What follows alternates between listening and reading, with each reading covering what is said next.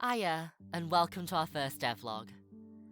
Before we get into the project, let me introduce you to the team. We're Team Rat. We're a group of experienced devs wanting to create our own game. We've been friends for a few years and have made multiple game jams together.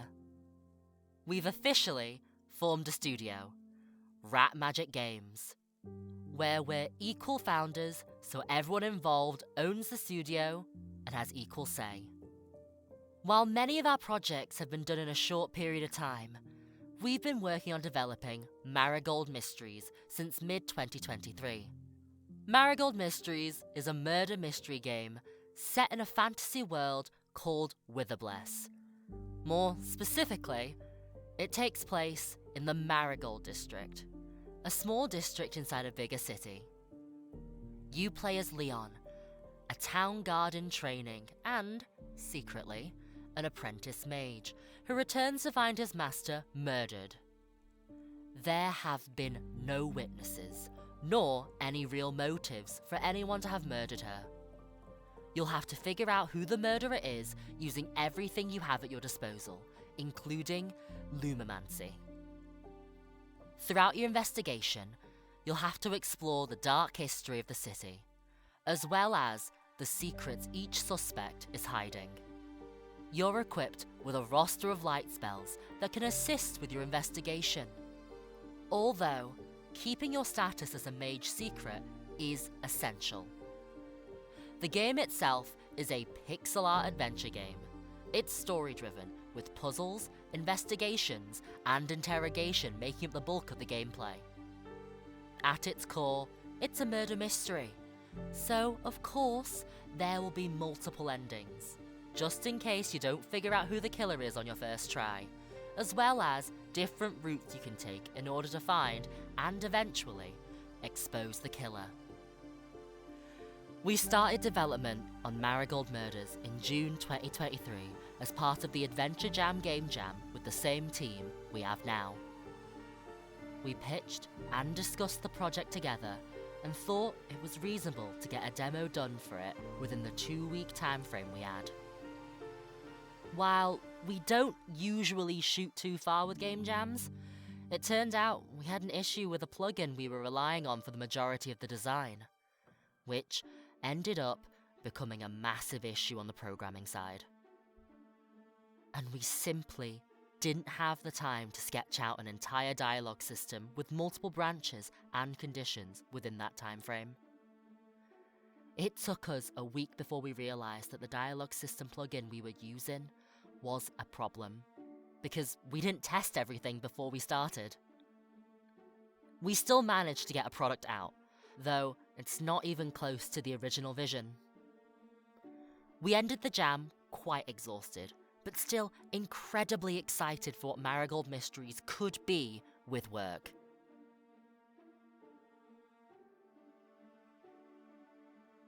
Days after the game jam ended, we all knew we wanted to tell this story. So, we started working on it in our free time, with the understanding that this was a project we all wanted to come to fruition. So, while we were figuring out the programming issues and potential solutions for the dialogue system issues we had, we started redoing a lot of the work we had already done. This is pretty normal. Game jams are meant to be scrappy. It's about getting something out there super quickly. And because of that, it usually leads to cutting corners. For example, one of our sprite models is built into the bar he works at because we were rushing out the characters as fast as possible. After further development, our programmer, Laura, went full-time at the start of August. With this time, she and Josh set up the studio officially. One avenue they're both working towards is locking down grants, because it turns out the UK game scene is quite helpful to new developer teams. As people who have worked in the games industry, we have been reminded of just how small these circles are, and how much help there is for people who ask. As far as development progress, we've come quite far in these months, and here's what we've done. All the cast has been concepted out, with illustrations for some characters being finished. We've also been working on building out the pixel world so we can better represent the Marigold District. We're leaning into games like Final Fantasy and Professor Layton, as well as Pyre and Hades, mixing strong narrative and story with art that fits. So, for example, mixing the dialogue style UI and illustration of Hades with the movement and gameplay of a more RPG style game like Eastward. We want everything to combine in order to create something stylish and personable that also looks approachable and fits the genre. And, to top it off, Professor Layton as a detective game has been a big inspiration, as well as Phoenix Wright. One of the big journeys we went through while we were creating the game as a game jam was specifically in character design and art style. Here you can see that the original idea for Leon looked far more like it was out of something like Hollow Knight. That was because we wanted to work quickly, and this sort of visual style has far less moving parts. But as the game progressed, specifically when we did the concept for Aria, we found a workflow that worked for us. And then we did other characters in that style. We'll be going deeper into the art process we've taken in a later devlog, as well as posting speed paints across some of our social media. Let's take a moment to talk about the narrative side of things. The world itself is an IP that our writer Josh created and has used across 3 novels. Witherbless is a world with a lot of history and turmoil, and certainly focuses on the idea of how magic would interact with society. Magic is hereditary. Magic is weaponized. The dynamics of that affect most of how the world function. With that in mind, creating the Marigold District was a hard task. World building seems really simple when you zoom out, but when you zoom in, you need to figure out the systems that make the town work. So the task of creating Marigold was certainly one of the hardest from a narrative perspective. We wrapped that up fully with the story outline early on, but we've been making some small changes now that we're able to increase the scope. Here, you can see the World Bible we're working with. It's about 50 pages currently, and that's with very little images, so roughly 20,000 words. It essentially covers everything about the world from constellations to the political sway of the elite. The world itself is basically done, but micro details are incredibly important when using a world for a game. For example, while Geotha is in one of the books Josh has written, he didn't delve into the politics or policing of it. It made us question what the role of a detective would look like within this world. It's not just a detective, but the role they hold socially, politically, and within the context of the group. Leon, the player character, is young. He's an apprentice town guard, and he's a secret apprentice mage.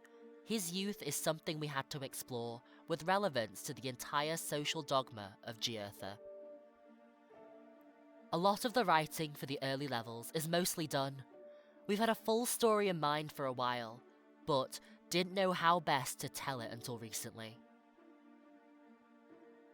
Without spoilers, this means the introduction to the game will not start where it started in the game jam. This is something I think all devs learn. When you don't have time or resources, you make do. So the original introduction kind of dropped you in the deep end, while the new one will instead focus on the murder mystery conventions. You know the type, everyone crowded in the living room, flickering lights, one of you is the killer, the reveal moment that we all adore. We'll be chatting more about the writing and narrative in the coming devlogs. Music and sound-wise, our sound designer and composer, Justin, has put a lot of work into making the area sound memorable. We've been going for a fantasy, traditional sound that still melds with the art and world we've created. Justin's forte is pixel crush and lo-fi, and there will certainly be elements of that in the game. Obviously, There's more to the game than just music. The sound design itself has to feel responsive, so Justin created a bunch of assets that showcase that. For example, when discovering a clue or if Leon's journal is updated through finding something interesting, there will be a sound cue.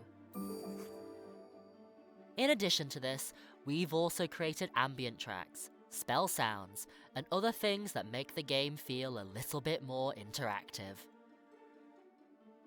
A lot of the main systems for the game were finished by mid-September. We built out a bespoke dialogue system that handles the way our game works, specifically and saleably. And as mentioned, we rebuilt what we did during the game jam, but more sustainably. In general, it's hard to showcase all these systems without assets, but you get the picture. Here's a list of the features we've built out. Spells to assist your investigation, puzzles and puzzle types that the player can go through. Think ciphers, riddles, stuff like that.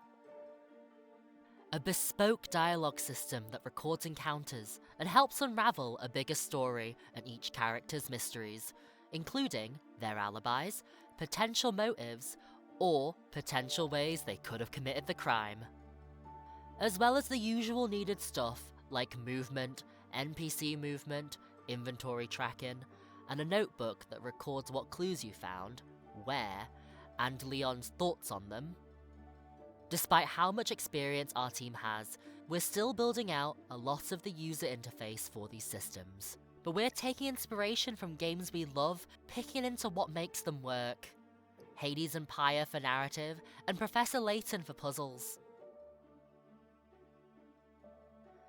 The biggest task we have ahead of us is certainly in building out the world with art assets. Marigold might just be a small town district, but we want everything to fit together nicely and have a purpose for being there. There are puzzles and mysteries in the district just waiting to be solved, with each area having its own little story to it. While it's hard to build out a whole district, we have a good idea of what we want and how it all fits together. Right now, it's just about doing it, which isn't always easy when we have 9 till 5s, some of ours being in the game industry too. Currently, our plan is to have a playable V-Slice done before the end of the year. Without giving too much away, we're certainly looking at building out more systems and puzzles, as well as seeing what we can do with the story to make it better. While we love the story of the game, and it's the one thing that is mostly unchanged by a shift from game jam development to full game, with more scope, we can do more, explore more, build more. The murder is just a single part of Marigold Mysteries, and we're planning on making everything else just as special. In the coming devlogs, we'll be diving into the development of each sub-segment of the game, with focuses on each: writing, art, design, and even programming. We'll be sharing new updates on the game's process too, and what we get up to. We'll also be talking through challenges we've faced in development, as we know that a lot of people who watch devlogs are game devs or aspiring game developers, so stay for the ride. To learn more about the game, go to our website. For smaller updates, sign up to our weekly newsletter and follow our social media. Thanks for following along.